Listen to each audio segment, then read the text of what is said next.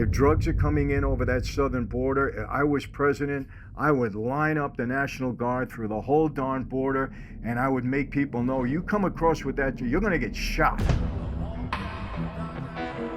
I walk in redemption. Hey everyone, welcome to another Sit Down with Michael Franzese. Hope everybody is doing well. All is good, very blessed on this end. And as always, I give all the praise, honor, glory, and thanksgiving to our God for that. Hope everybody's doing well. And the month of October is coming to an end. We'll be celebrating Halloween fairly shortly. And as many of you know who follow me, there's some significance of that date for me. I'm not a big Halloween guy. I don't dress up. My family goes crazy. They love to have parties. It's just a joyous day. You know, they don't look into any religious overtones of it. It's just a day to dress up and have fun. And that's how it's experienced at the Franzese household. There's some deeper meaning for me because on that night, Halloween night, back in 1975, I became a made member, took an oath along with 5 other gentlemen of the Colombo Cosa Nostra family. So many of you know that. So there is some significance. I think about it a little more in terms of what happened to me on that date. And of course, I'm very fortunate, very thankful to my God that I'm able to sit here today where most of my friends that I ran with at that time, just about all of them are either dead or in prison for the rest of their life. So am I blessed? Yes. Is that why I give the thanksgiving to my God? Yes. Because I know he had a different plan and a purpose for my life. And that's the bottom line. Nobody can tell me any differently. That's my experience over the past 25 to 30 years. So again, praise God for that. And we have a subject today that's pretty difficult to go into, people. It's something that is very, very, I don't even know what the word is to me, but just very disappointing, very sad, just horrible, you know, and that is the subject of drugs, specifically as it pertains to Liam Payne. And I think just about everybody now has heard of it. They know who he is.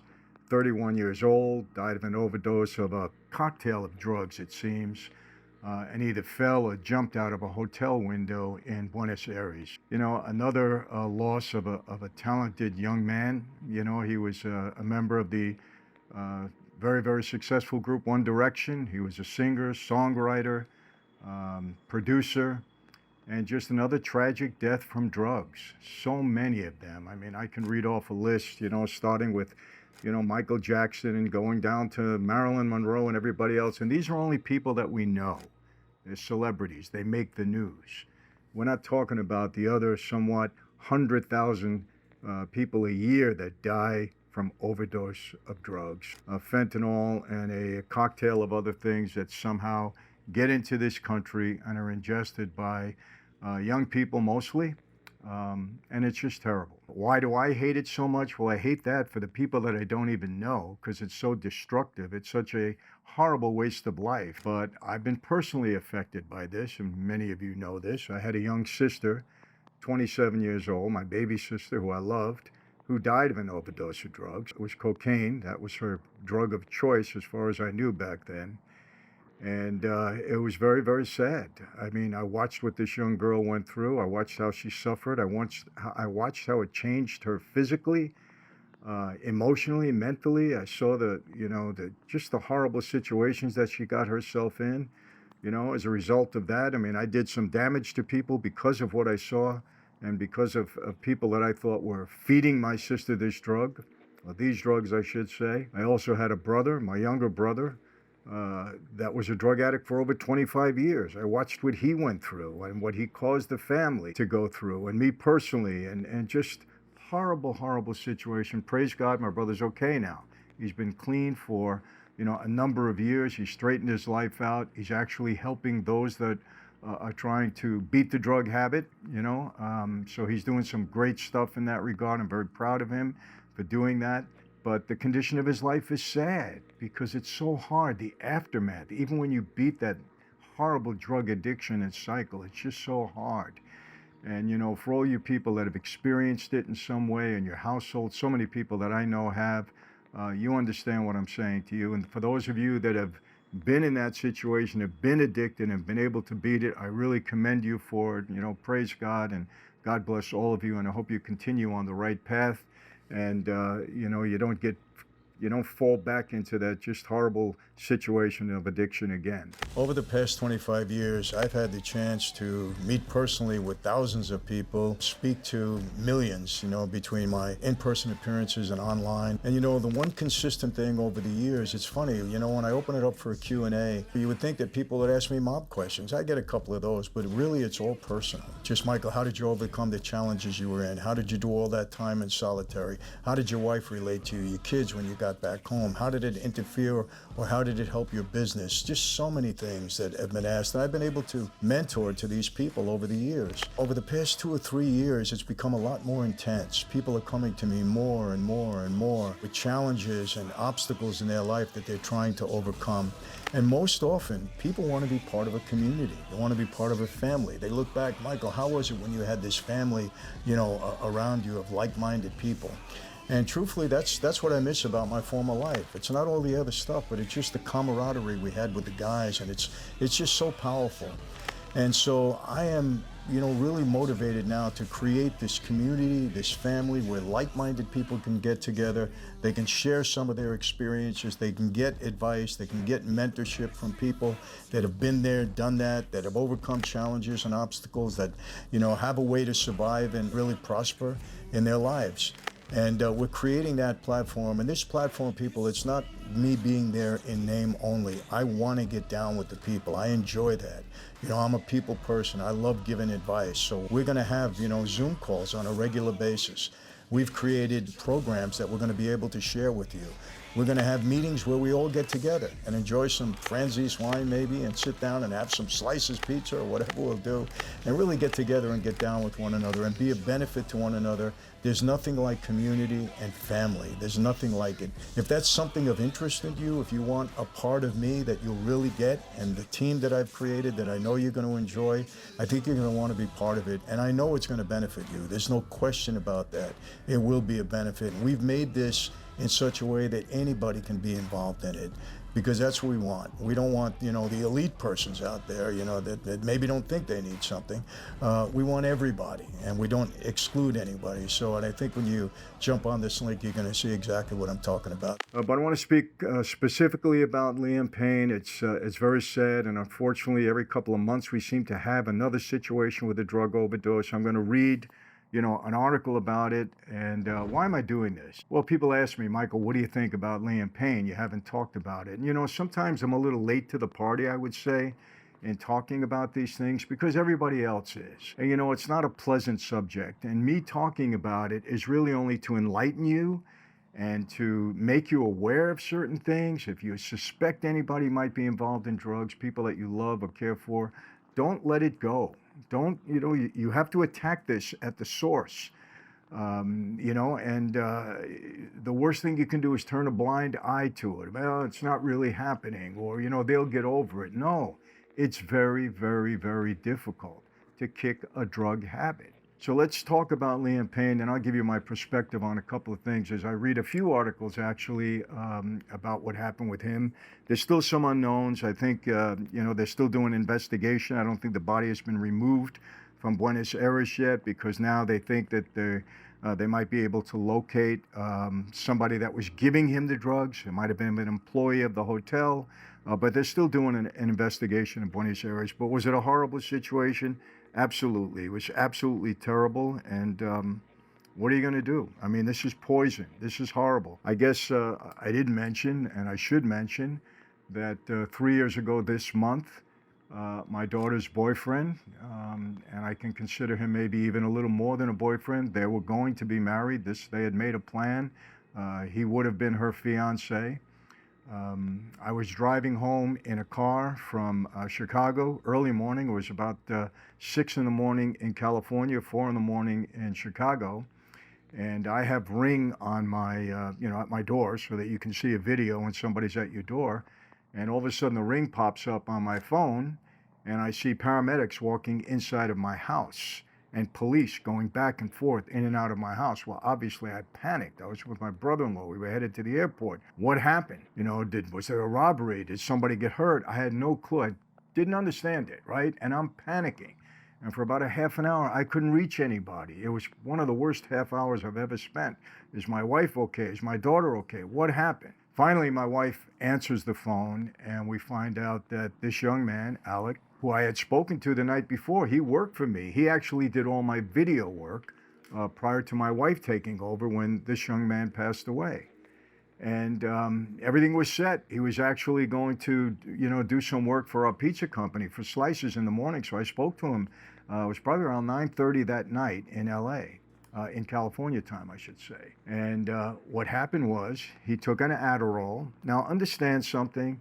Adderall, believe me, I don't like it. I don't like it at all. But a lot of these young kids in college, they take an Adderall. They get a prescription Adderall just to keep them awake when they're cramming for exams. Now, how do I know that? Because my daughter once told me that. Actually, she once gave me an Adderall because I had a deadline on a book that I had to hand in. And I knew I had to stay up and get it done because I had missed one of my deadlines. I had to get it done. So she said, Dad, take an Adderall. It'll just keep you awake and let you do the work. So I took it, and honestly, I didn't sleep for 3 days. Now, I don't take drugs, so it had an impact on me, so I know it works. So, this young man, he took an Adderall because I don't know what the situation was, why he took it that night, but he happened to have gotten it from a friend or associate, and it was laced with fentanyl. And he took that Adderall, and from what I understand in the autopsy report, he probably collapsed and died about 10 or 15 minutes later. And that's how deadly this drug can be. And what I went through with my young daughter was a shame. It was so sad because my daughter and my wife found him laying on the bathroom floor. We had a guest room that he was staying in because he came from Michigan. So he was here staying in the guest room. And they found him that morning, and he was dead. He was gone already. You know this. We've done a video on it with my daughter, Julia. We had about 2.5 years of trauma that she had to overcome. And it's only now, finally, these past few months that she's come to terms with it. Praise God, our people at the church, her faith in God, my wife's support, my support, obviously, the people that loved her, but it was a long journey, people. It was a long journey. And we were even concerned this month that it's, again, the anniversary. We didn't know how she was going to react, but praise God, she's been okay. And she did meet another, young man that at least has got her mind occupied right now. And who knows, he's a nice young man. So I've been impacted by this, and I hate anything to do with hard drugs like that. It's so destructive, and we have to rid this United States, we have to rid the world of this garbage. People that have evil intent, that want to make money off of the pathetic, practices that they have selling drugs to mostly young people. And it's just disgusting, and I believe that they should be held accountable in a hard way. It's not the way you make money. I'm sorry. And I know somebody, oh, Michael, you were in the mafia, because every once in a while I'll get a hater and they'll send me a message. I didn't do that. And many of us did not do that. We weren't big drug dealers. Whether you want to believe it or not, we weren't. We're a few there, Vito Genovese, okay. But across the board, no. We were not allowed to deal with drugs, and you can't change the facts. That's just the way it is. But what's happening here, and people, I'm going to say it, our southern border.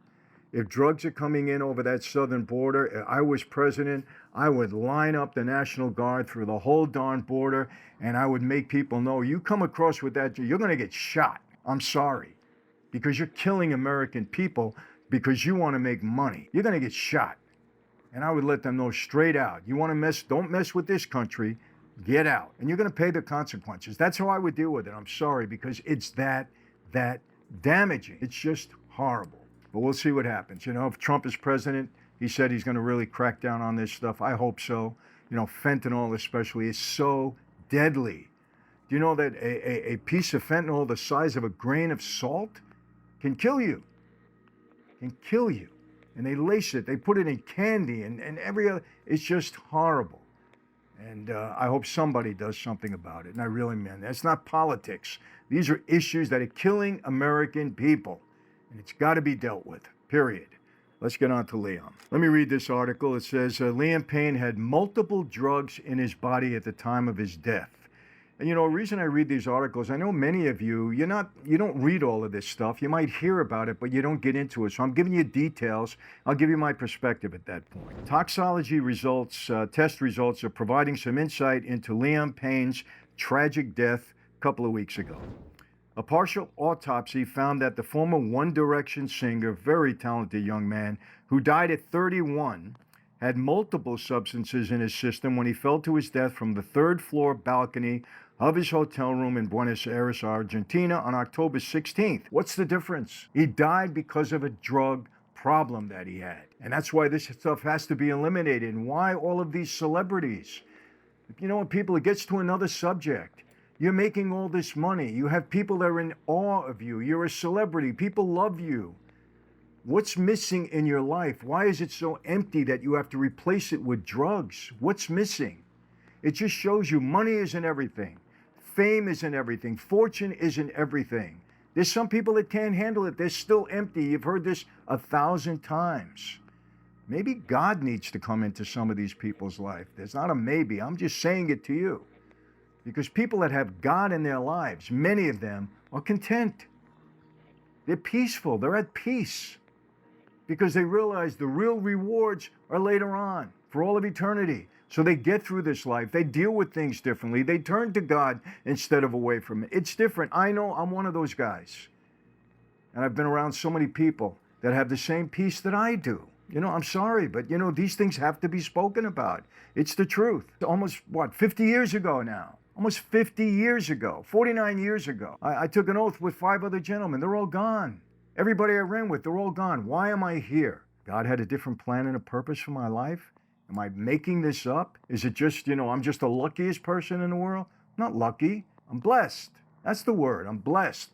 And a different plan and a purpose for my life. That's it. Argentina on October 16th. Those substances included pink cocaine. What the hell is this now? Another concoction of crazy drugs. And by the way, have you heard that term pink cocaine lately? If you haven't, let me tell you where you will rather, with the Diddy situation. Let me tell you something. I don't like to cast aspersions on people. I really don't. I think people that know me will agree with that. You watch me online. But this Diddy and these people that were involved in this, what kind of people are these? Is sex that important? That your whole effort, your whole life, every party, everything has to be involved with sex and just crazy garbage? Sticking drugs in people to have sex? You can't have sex normally? What kind of people are you? And I'm sorry, Diddy. I mean, you have all the money and the power and the fame, and you got to destroy other people's lives if any of this is true. And let me tell you something. He's innocent until proven guilty. I say that all the time, but a lot of the stuff that's coming out is no good. There are other people making these accusations, and they're filing lawsuits about it, that they were drugged, that they were raped, guys and women. These are animals. What kind of garbage is this? I mean, really, this is sick stuff. This is demonic. It's demonic. This immorality is demonic. I'm telling you this. Something is taking hold. You want to keep pushing God out of our lives and bringing Satan and the devil and the demons in?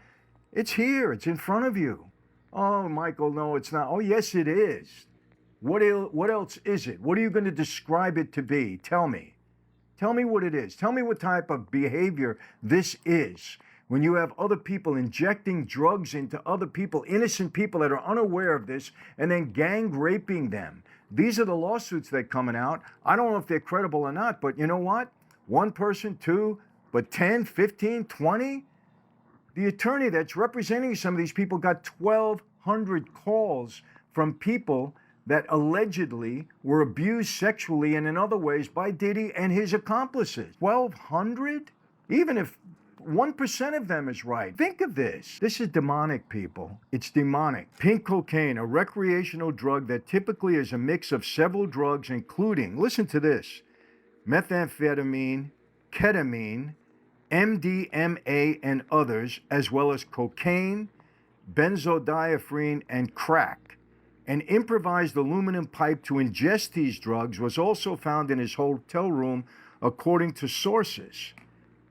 Did you hear this cocktail? Let me tell you something. I don't know if drug companies are complicit in this, drug companies here in America. I don't know. From what I understand, all of these substances are being brought in across the border, maybe through the U.S. Postal Service, if they and they're doing that's unknowing it. I'm not blaming the Postal Service. I'm saying that that's how these drugs are coming in.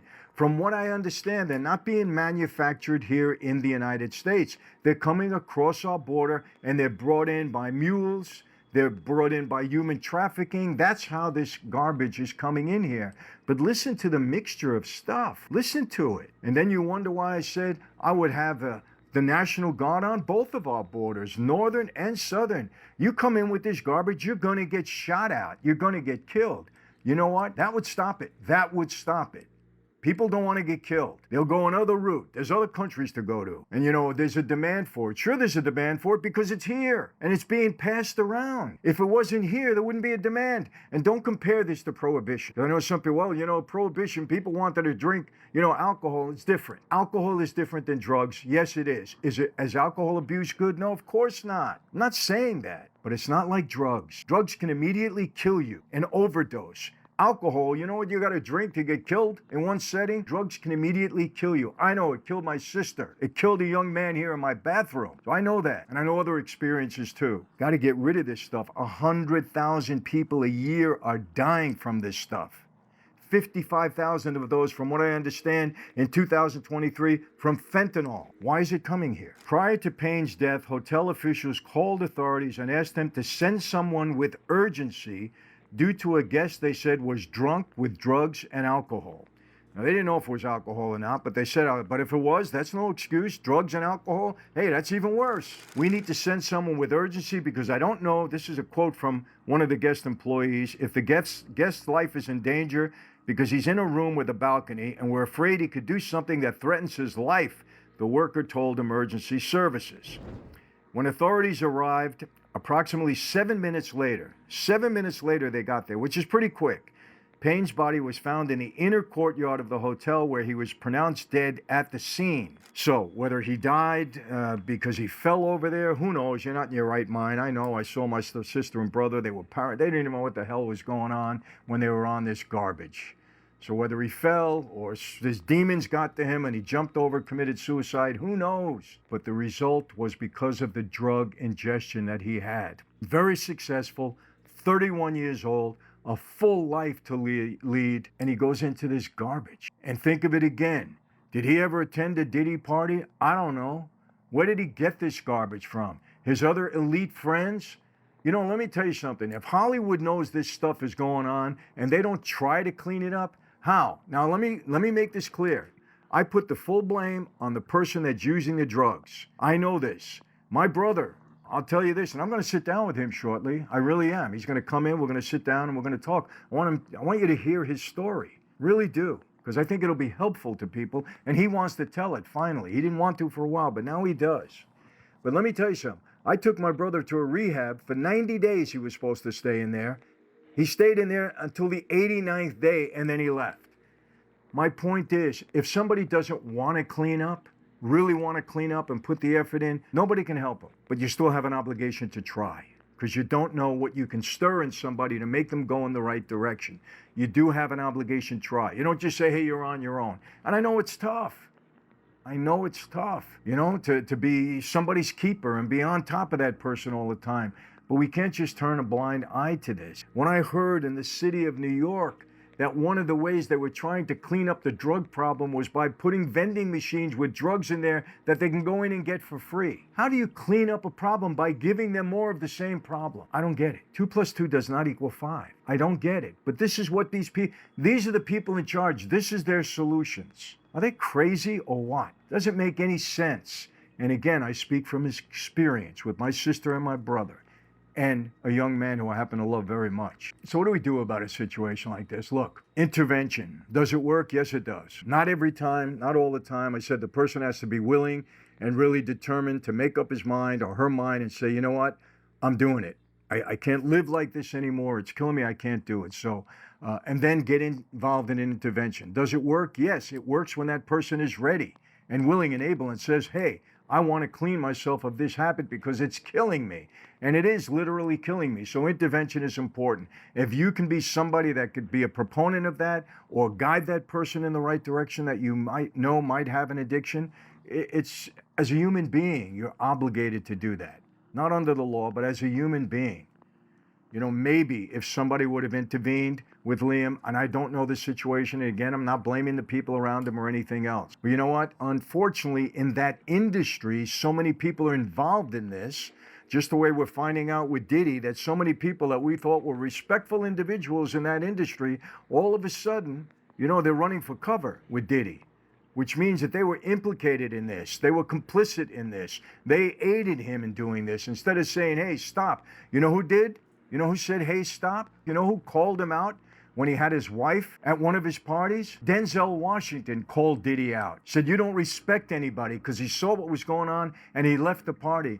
It just so happens that Denzel Washington is a strong man of faith. Just so happens. So maybe God intervened in Denzel's life, and he had the courage, he had the inner strength and the spirituality and the belief in God to say, hey, I'm not into this. And he walked out and he told Diddy off. Not that it helped, because Diddy did what he did. But you need to help these people in some way.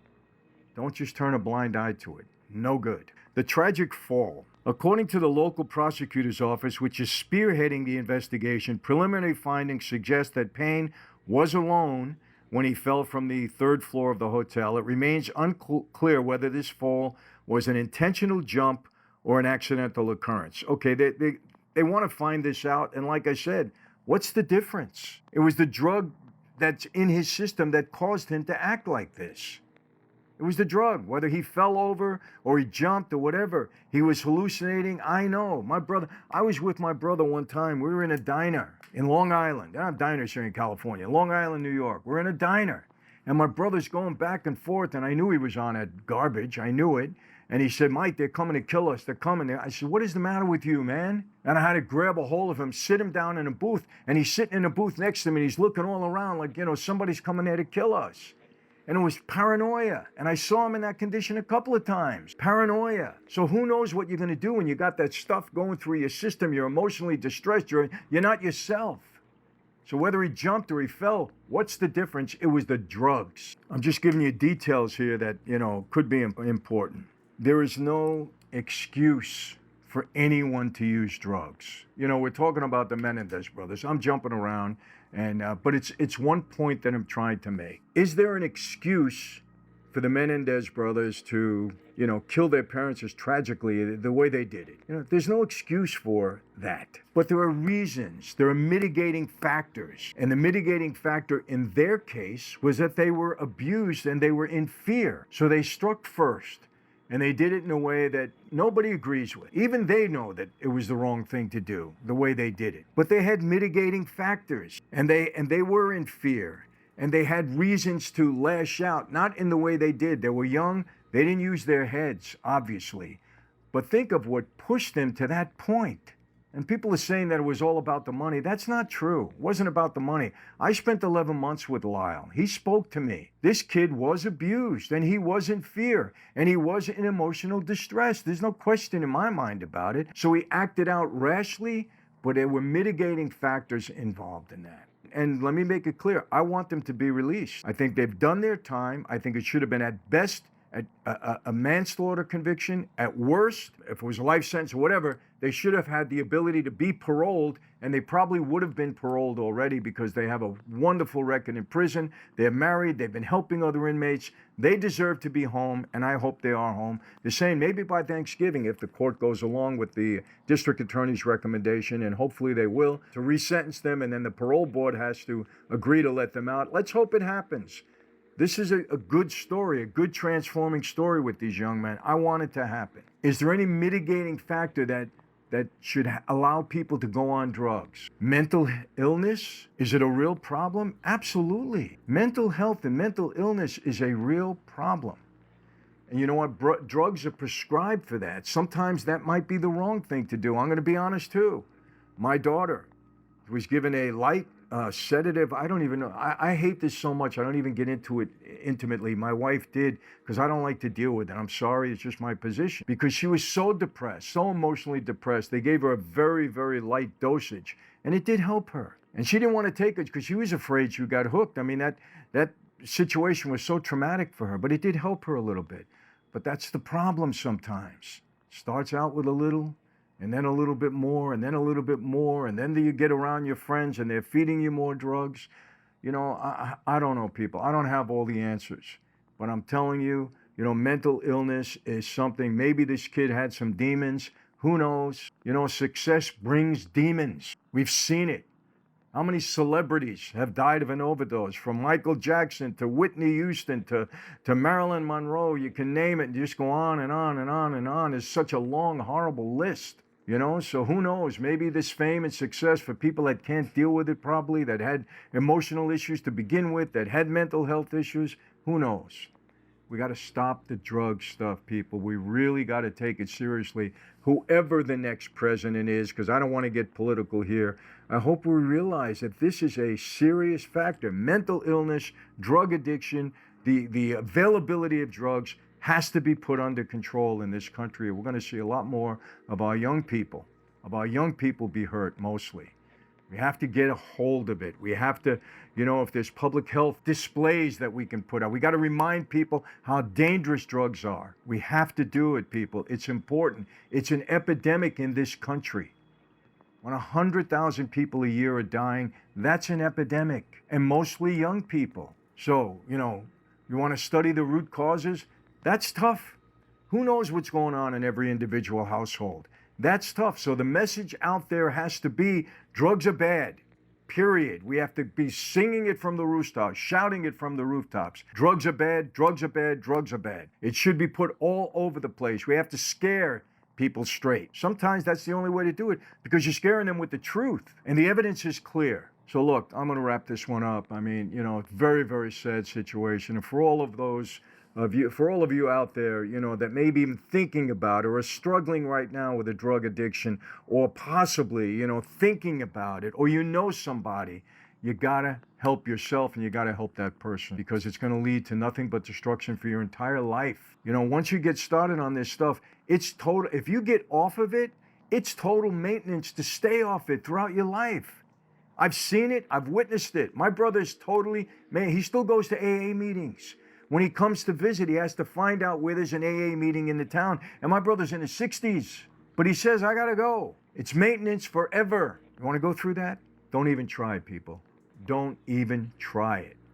And for those of us that don't have this problem, let's get out there and help those that do. Again, it has to be made aware. Let's shout it from the rooftops in every which way we can. Whoever the next president is, let's make it a point that we tell them we need your help.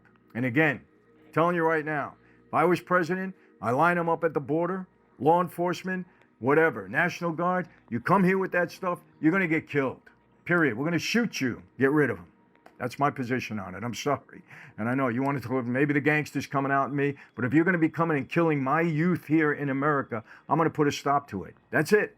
That's my position. That's how deadly drugs are. I think I said enough, people. That's it for today. For those of you, okay, that have not yet joined my family, my community, please do. We're helping a lot of people, you know, both in business, their personal lives, leadership. I'm doing Zoom calls. I'm also, let me remind you, first Wednesday and the last Wednesday of every month, Bible study. You have to register, michaelfranzese.com/Bible study. Doesn't cost anything. We just want your email so we can follow up and we know who's coming in. But again, the first Wednesday of every month and the last Wednesday of every month, so we have one coming up. Please join the Bible study. I guarantee it doesn't matter what faith you are. There's good biblical principles that can help you deal with challenges and struggles, give you answers to questions you might have that you're not going to get anywhere else. We're going to be straight with you. We're going to be honest with you. Scripture is a great guide and a great resource to help you get on with things in your life.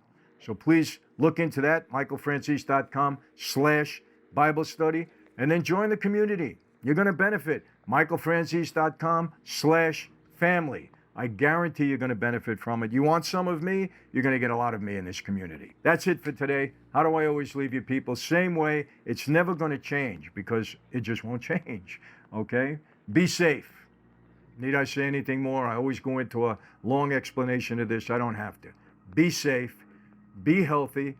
Let's hope that Robert F. Kennedy gets a chance to tell us about all the garbage we're seeing in our foods that we shouldn't be eating. We need a healthy America. We have to stop obesity. We have to stop unnecessary illnesses. We need a healthy America. Let's hope Kennedy gets a chance, because in that regard, he knows what he's talking about and he wants to help us. Be safe, be healthy. Yes, I mean this, people. I don't just say it. God bless you. God bless your family, your community, your neighborhood. And yes, God bless America. See you next time.